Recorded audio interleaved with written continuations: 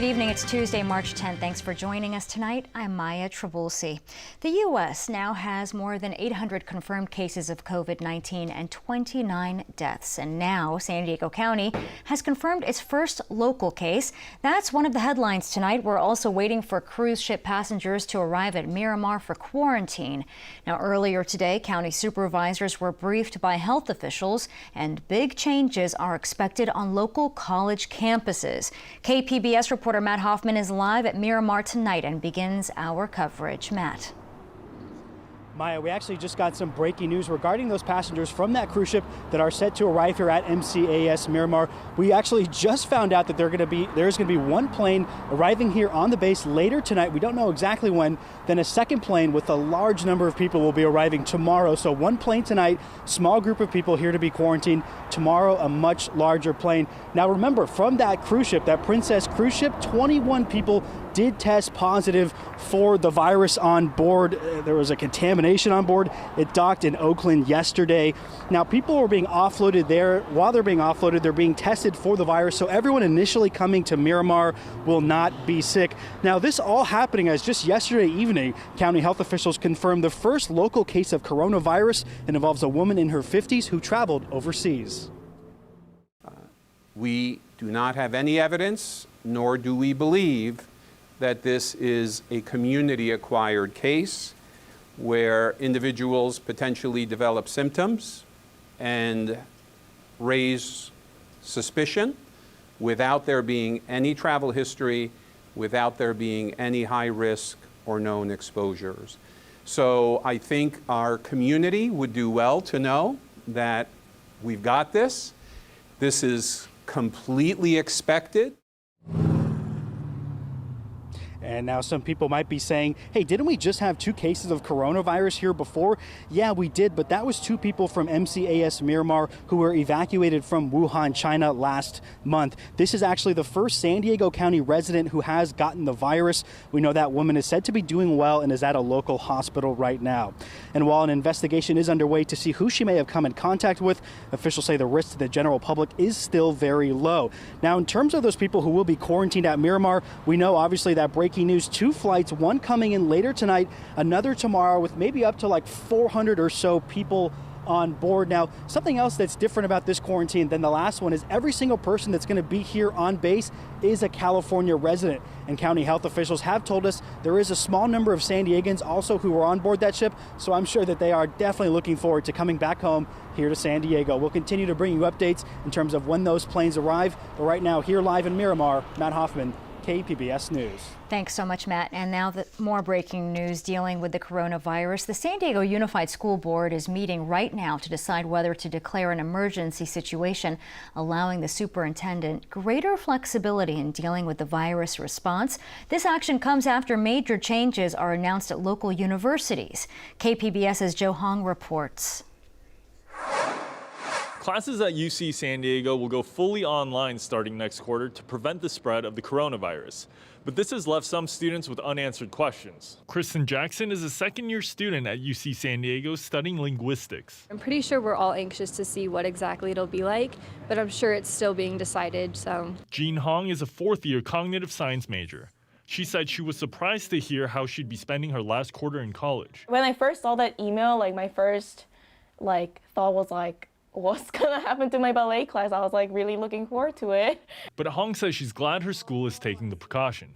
She's already used to listening to most of her lectures as podcasts at home, and the university said classes like dance will still be held in person. But Ariana Kuvian, a third-year student, said all classes should be in person. I think just being surrounded by students who are also taking notes and actively learning, and then the professor's there to answer any questions you have. And they kind of move at the pace that the class is going, and he can gauge that, or she can gauge that from how we are. And if students don't have to be in class, it's unclear how many will choose to stay on campus and pay rent.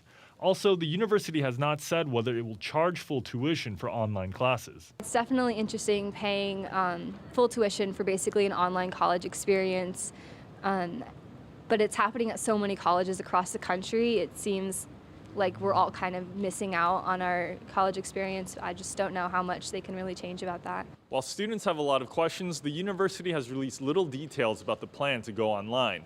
A spokeswoman for UC San Diego said the university will release more details as soon as they become available. Joe Hong, KPBS News.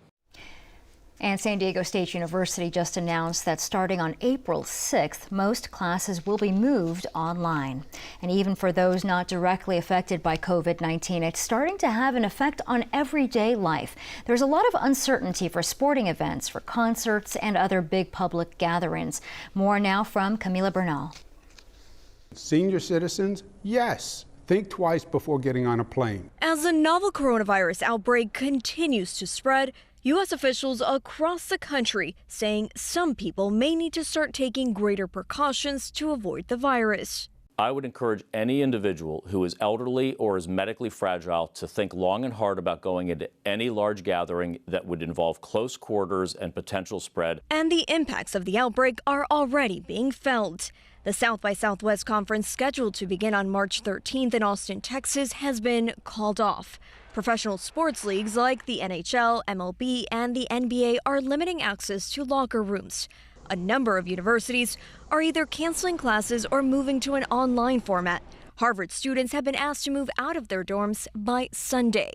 And in an effort to stop the spread among some of the most vulnerable people, the American Healthcare Association said it's taking the dramatic step of asking people not to visit their loved ones living in nursing homes and assisted living facilities. The grim reality is that for the elderly, COVID-19 is almost a perfect killing machine. In our facilities, the average age is 84, and everyone has underlying medical conditions. Camila Bernal, KPBS News.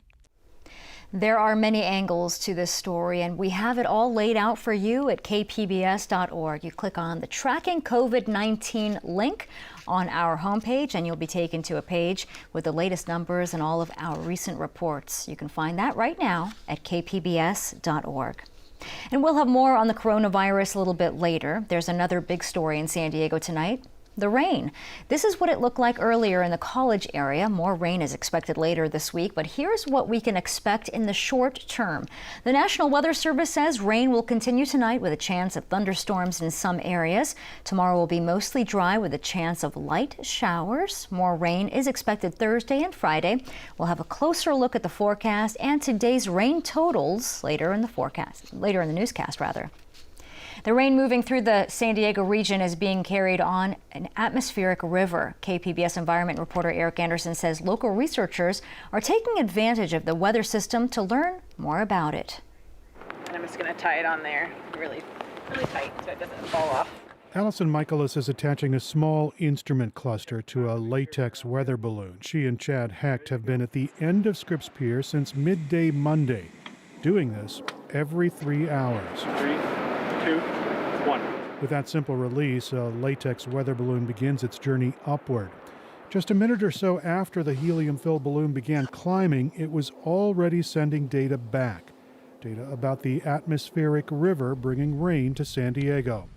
Michaelis says researchers want to know more about the storm systems responsible for much of the region's rain. We're able to get an idea of what is going on inside these cloudy areas that we can't see otherwise. The balloon swells as it rises, growing to the size of a school bus before it finally bursts. A small parachute allows the instruments to take measurements on the way down. Some of our recent launches overnight got up to about 23,000 meters. And so we're gathering temperature data, moisture data, wind direction and wind speed all the way. But that's not the only way the team is collecting information on the water-laden storm. Meteorologist Chad Hecht says an Air Force plane has been flying above the system over the Pacific Ocean. We launched a balloon from the ground up. They're dropping instrumentation from the air to the ocean surface.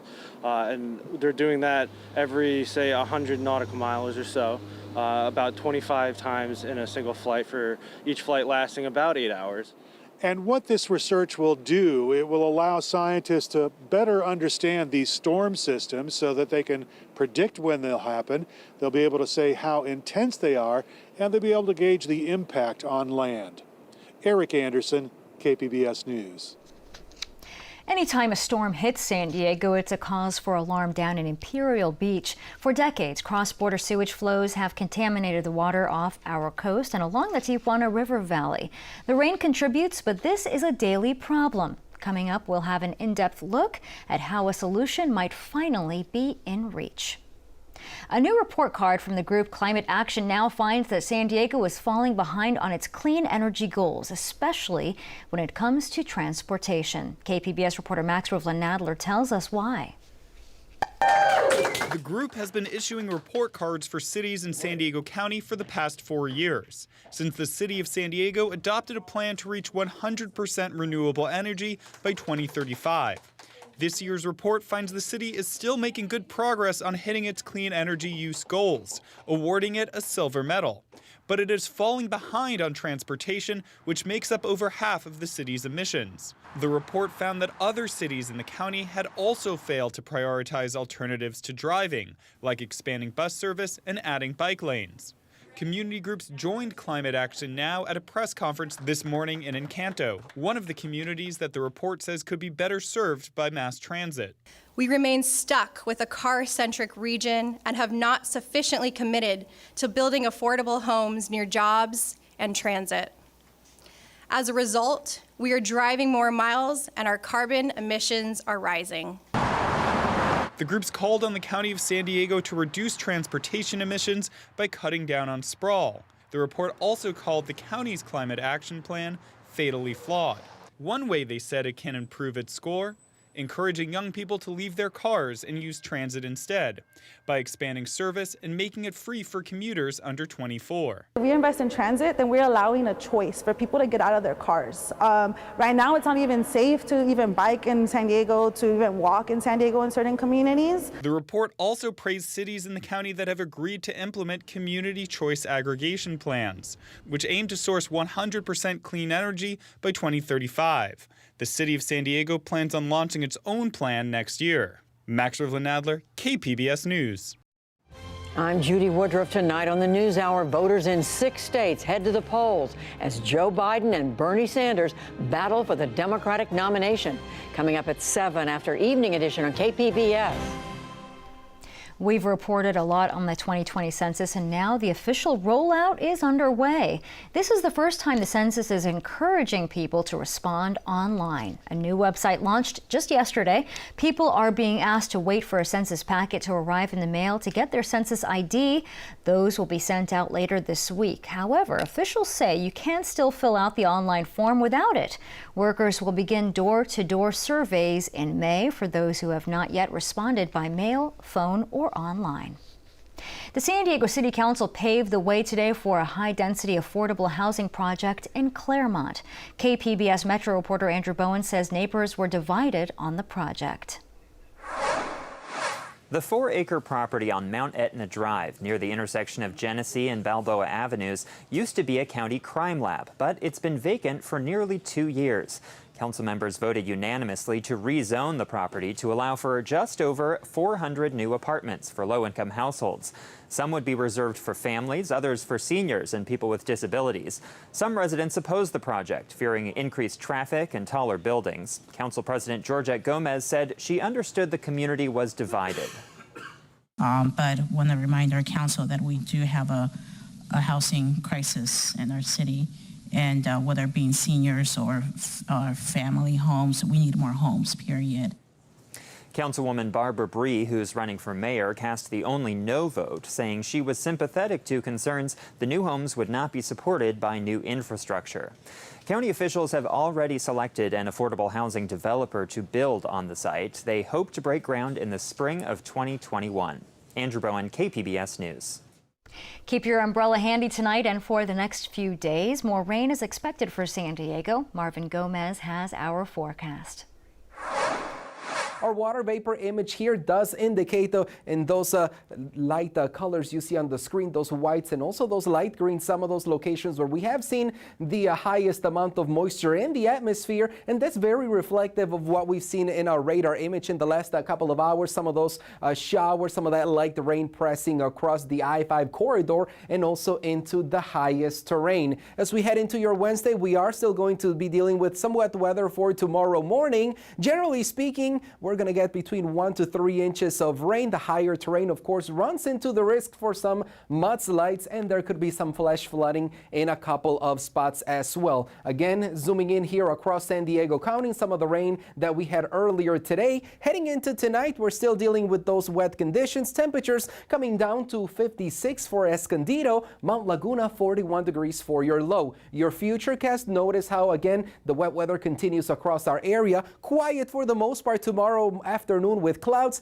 and then here it is, round 2, bringing more activity towards our area for your Thursday afternoon into Thursday night. Tomorrow you're looking at a high near 68 degrees for Escondido, Ramona coming up to 65, Chula Vista 67 for your afternoon with mostly cloudy skies. Here's your AccuWeather forecast along the coast.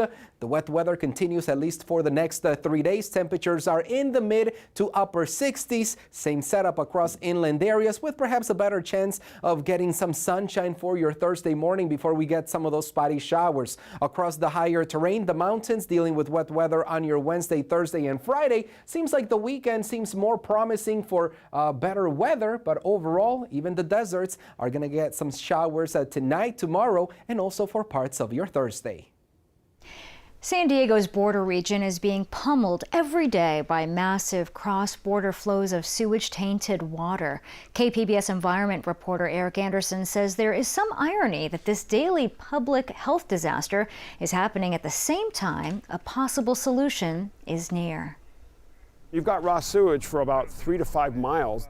Imperial Beach Mayor Serge Dedina looks at the river flowing through this U.S. valley. This should be dry. That was dry weather. This should be dry. There should be a pump station on. The water in the Tijuana River Valley comes from Mexico, and it's on its way to the ocean. On this day, 27 million gallons of sewage-tainted water, which also carries a slurry of toxic chemicals, runs untreated into the United States. The smells for residents of South San Diego have been off the charts. Some days, the flows hit 50 million gallons, and this has been happening daily since November. Dedina says some weeks that means 350 million gallons of dirty and dangerous water cross the border. We've been literally freaking out about the astronomical increase in sewage and then the absolute absence of any communication from authorities in Mexico and then the International Boundary and Water Commission or even the EPA. Dedina says it's clear that Mexico's overtaxed sewage system is collapsing. Pump stations and collectors are offline for repairs, and Dedina says there is concern the cross-border flows may persist for months. KPBS reached out several times to the International Boundary and Water Commission seeking information, but the agency has not answered questions. The ongoing environmental disaster got a slice of attention from County Supervisor Greg Cox during his State of the County address a couple of weeks ago. Because of topography and a failure to maintain infrastructure in Mexico, Imperial Beach has been subjected to torrents of sewage since the 1930s. The Tijuana River and tributary canyons are the major source of untreated sewage, trash, sediment, and hazardous toxins. But Cox sounded an optimistic tone, and he's confident this is the time to fix the problem. We're closer than ever to solving this problem, and I will fight tooth and nail over the coming year to make that happen. Cox and other local leaders are pinning their hopes for a long-term solution on a $425 million diversion and treatment facility on the U.S. side of the border. A berm would capture the polluted cross-border flows, and an expanded treatment plant would clean it up. And so we think that there is an ample opportunity for us to make substantial investments on the U.S. side of the border that get results. David Gibson is in charge of the state agency that monitors water pollution in San Diego. He says both the federal government and the state are making money available to fix the problem, but that money can only be spent on projects in the U.S., which Gibson backs. Those solutions work. Investments in Tijuana are often inadequate in the first place, poorly maintained, and there's no capital improvement budget to expand or improve upon them as they age out. So we're looking at this from the perspective of putting good money after good money in the U.S. as opposed to making long-term investments in Mexico that don't pay off. But the fate of that project rests in the hands of the Environmental Protection Agency. The EPA controls the $300 million in the United States, Mexico, and Canada trade agreement. but they have publicly expressed willingness to back the capture and treat option. Gibson says the forces have aligned much like they did in the 1990s when the International Wastewater Treatment Plant was built. Many of us forget that we used to have about 15 million gallons per day of raw sewage every single day of the year in the Tijuana River. The construction of that treatment plant and the canyon collectors changed that. We still have a pollution problem, but we don't have the same pollution problem. We're at the same moment now in 2020 that we were in 1990 rather. And investing in the U.S. side solutions work, they get results. The legal fight to compel the U.S. government to clean up the pollution has been on hold since late last year. The groups agreed to stand down while efforts to find money for a U.S. solution moved ahead. That makes the situation even more frustrating for Imperial Beach Mayor Serge Dedina. He's concerned about the health of the people living in his small beach town. It was great that we were kind of moving forward, but at the same time, we got hammered by a tsunami of sewage, and the federal government, the minute we stayed the lawsuit, stopped communicating with us, which was unacceptable. And what happens to the ocean here in Imperial Beach is also important to this community's economy. Eric Anderson, KPBS News. You've probably already noticed public life is changing as people protect themselves from coronavirus. One restaurant in Orange County is taking the unusual step of checking people's temperatures before they walk in the door. Michelle Gilly has the story. Before Alex He sat down at his table for lunch at Sichuan Impression in Tustin, a member of the waitstaff pointed an infrared thermometer at his forehead to get his temperature. Yeah, 98.2, it's pretty good temperature. It helps to protect people too, because it has to be done at some point. If the disease are getting more widely spread, it's good for people. Anyone without a fever is invited to dine. It's a new policy that the owner implemented at the end of January for customers and staff alike at the Orange County location, as well as at two of her restaurants in LA County. 99% people, they really understand. They also cooperate with the taking like temperature, and they understand there's like a protection for everybody here. My employee and then all the customers here, they can enjoy the lunch or dinner here, right? Several times a day, surfaces at Sichuan Impression are wiped down with an alcohol spray. From the tables to the windows to the door handles, sanitization is priority one, and the patrons are grateful. I mean, I know that when we're selecting places to go for lunch, this one comes up a lot because we appreciate the extra precautions that they're taking. So plus the food is absolutely delicious, so that definitely doesn't hurt. It's nice, you know, they make us use hand sanitizer when we come in and they check our temperature. So it's just a little extra precaution, which is nice. The owner says there have been those rare cases where a customer refuses to be checked. And once a man registered hot, but after a minute or so, a second temperature reading came out normal. And that was Michelle Gilly reporting. Late this afternoon, Coachella, one of Southern California's biggest music festivals, was officially postponed. The event in India was set to be held next month.